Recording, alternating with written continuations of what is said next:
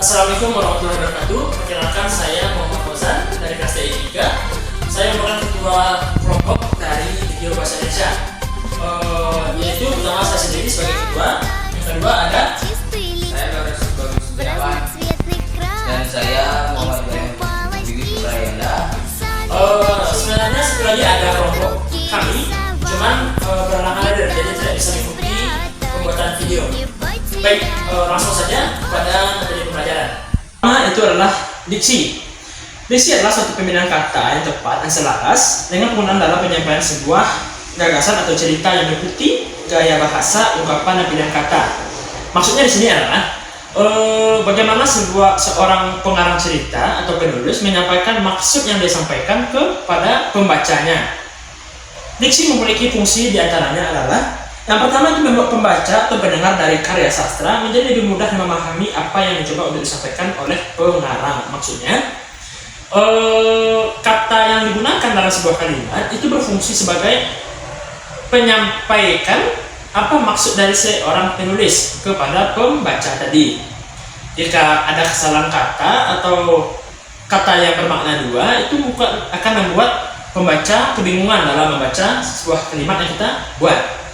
Yang kedua itu mencegah terjadinya kesalahan pahaman yang mungkin ada dalam penerimaan pesan atau penyampaian dari karya sastra oleh pengarang. Nah, seperti yang tadi, maksudnya sini adalah agar tidak terjadi kesalahpahaman yang terjadi pada seorang pembaca.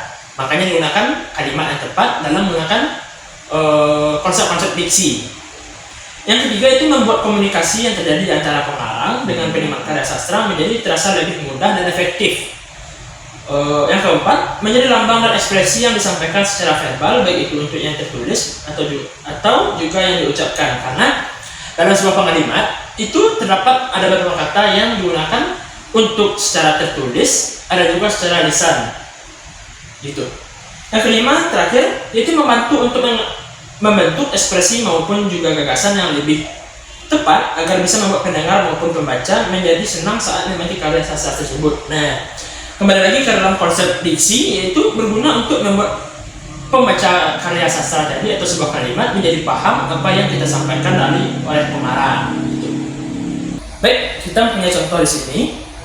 Apakah toko ini bisa COD? Mungkin sekilas kita membaca kalimat ini tidak terdapat kesalahan. Namun sebenarnya dalam kaidah penggunaan diksi kalimat ini memiliki sebuah kesalahan, yakni penggunaan kata yang belum lengkap dalam sebuah kalimat ini. Seharusnya diksi kalimat yang digunakan dalam kalimat ini yakni apakah toko ini memberikan layanan COD? Nah, mana lebih bagus? Coba bandingkan. Apakah toko ini bisa COD apakah toko ini memberikan layanan COD? Seperti itu. Jadi kita bisa menambahkan memberikan layanan COD, karena kalau toko ini bisa COD itu akan membuat kalimatnya seperti kalimat yang rancu untuk dibaca oleh pengarang. Apakah tokonya bisa COD? Tentu tidak. Oke. Baik, pada contoh kedua kita mempunyai sebuah contoh, yakni baik guru ataupun siswa masih menunggu kepastian terkait dengan tanggal pelaksanaan ujian nasional yang semakin dekat. Sekilas juga sepertinya dalam kalimat ini tidak terdapat kesalahan, tetapi sebenarnya dalam kalimat ini ada kesalahan penggunaan diksi kalimat, yaitu pada kata ataupun. Seharusnya kalimat yang digunakan itu adalah baik guru maupun siswa masih menunggu kepastian terkait dengan tanggal pelaksanaan ujian nasional yang semakin dekat. Kenapa ataupun itu salah? Karena penggunaan ataupun kurang tepat dan bisa diganti dengan maupun. Ini dilakukan dengan kata berpasangan atau konjungsi korelatif untuk baik berpasangan dengan maupun.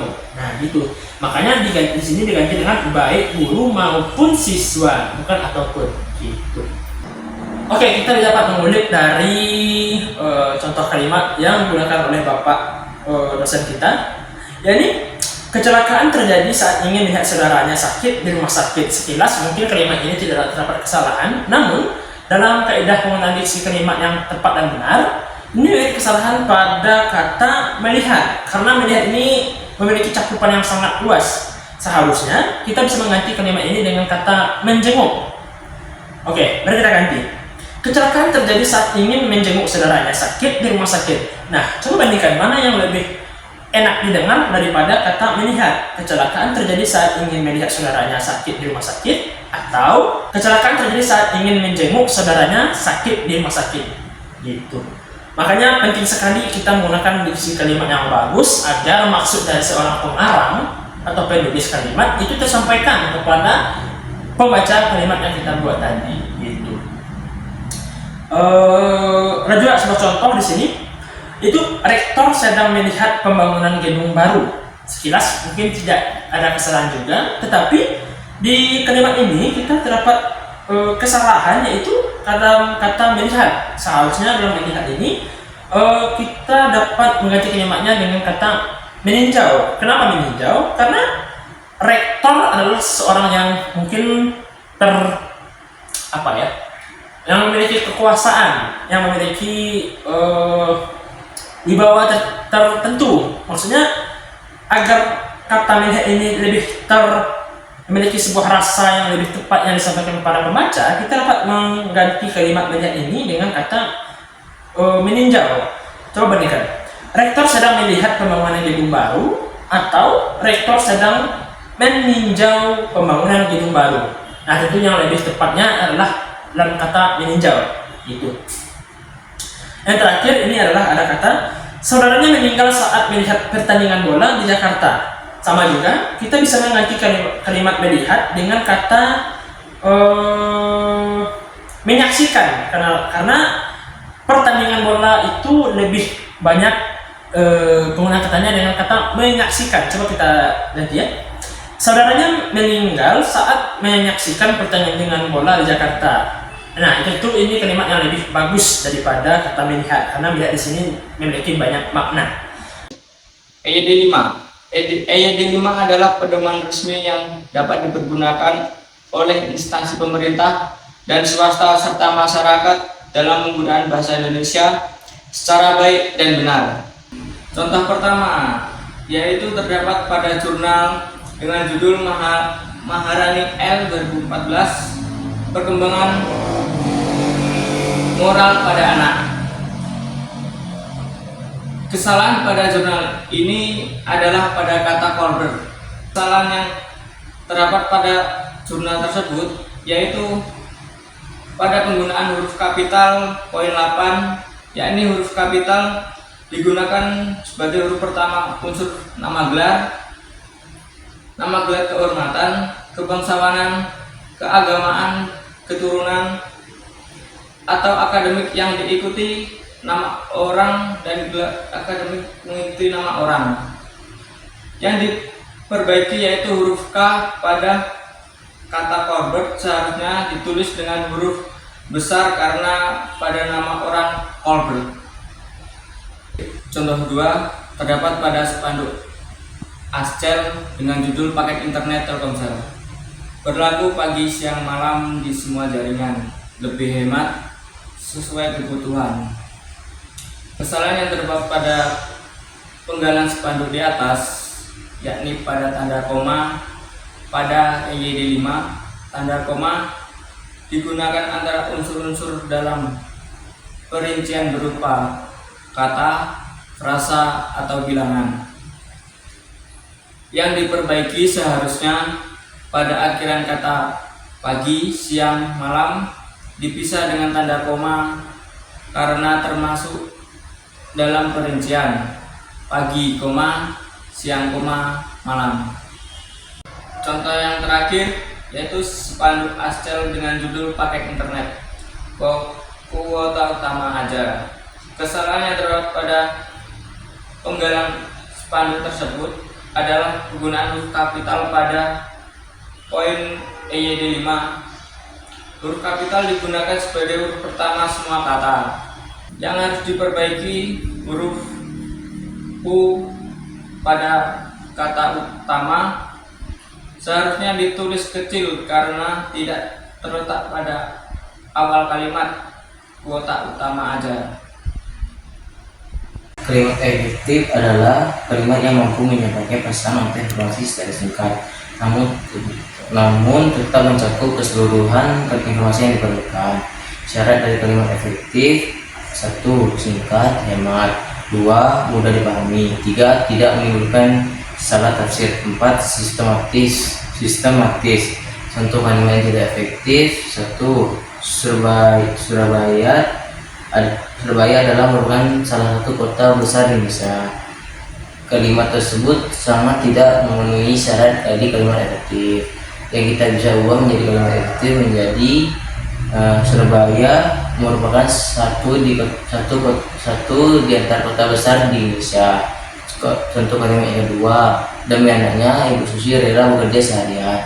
Ini juga kalimat tidak memenuhi kriteria dari syarat kalimat efektif. Kita bisa ubah menjadi kalimat tersebut menjadi demi anaknya Ibu Susi bekerja seharian. Itulah pengertian dan syarat dan juga contoh kalimat yang efektif dan juga kalimat yang efektif.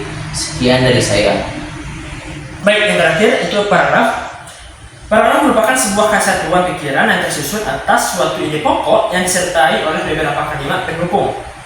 Dengan kata lain, paragraf itu terdiri atas beberapa kalimat di mana salah satu kalimat menjadi kalimat yang memuat ide pokok. Biasanya ini terdapat pada awal paragraf, namun tidak memuat kemungkinan juga terletak di pada tengah kalimat ataupun akhir kalimat.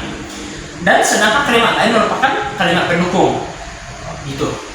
Saya memiliki contoh yang salah yang terdapat di samping saya ini, yaitu kemarin saya pergi ke pasar dan tidak membeli apa-apa karena lupa dompet. Dompet saya tinggal di rumah dan saya tidak ingat sampai di pasar. Pasar sangat ramai, banyak orang berjualan dan berbelanja. Ada yang menjual buah, ada juga yang menjual sayuran. Saya melihat banyak sekali barang yang ingin saya beli tapi tidak bisa karena lupa dompet. Tentu ini merupakan sebuah paragraf yang sangat-sangat salah karena tidak mengikuti kaidah kebiasaan sebuah paragraf yang baik dan benar. Mari kita ulik kesalahannya. Kesalahan terdapat pada paragraf di atas adalah yaitu kalimat-kalimatnya berjalan tanpa adanya pemisah yang jelas sehingga sulit untuk diikuti. Yang kedua, tidak ada penggunaan tanda baca yang tepat pada paragraf tadi untuk memisahkan ide atau pikiran. Terakhir, paragraf tersebut tidak memiliki struktur yang jelas dengan topik kalimat, penjelasan, dan kesimpulan. Nah, yang benarnya ini. Kemarin, saya pergi ke pasar tetapi tidak membeli apa-apa karena saya lupa membawa dompet. Dompet saya tertinggal di rumah dan saya tidak menyadarinya sampai tiba di pasar. Pasar tersebut sangat ramai. Banyak orang yang berjualan dan berbelanja. Ada pedagang buah dan ada juga pedagang sayuran. Saya melihat banyak barang yang ingin saya beli, namun sayangnya saya tidak bisa membeli karena lupa membawa dompet. Nah, ini merupakan sebuah struktur kalimat yang benar dalam tulisan sebuah paragraf. Nah, perbaikannya ini meliputi pemisahan kalimat-kalimat panjang menjadi beberapa kalimat yang lebih pendek untuk kejelasan. Itu sesuai konsep kalimat efektif tadi yang sudah dibacakan oleh Habibie. Yang kedua, penambahan tanda baca seperti koma dan titik koma untuk memisahkan ide-ide yang berbeda. Karena pada paragraf pertama tadi memiliki tanda baca yang sangat-sangat tidak jelas karena semuanya digabung aja. Terakhir, penyusunan ulang kalimat agar paragraf memiliki alur yang logis dengan topik kalimat, penjelasan dan kesimpulan yang jelas. Makanya kita perlu mempelajari kaidah-kaidah dalam penjelasan sebuah paragraf yang baik dan benar agar menjadi sebuah paragraf atau kalimat yang enak dibaca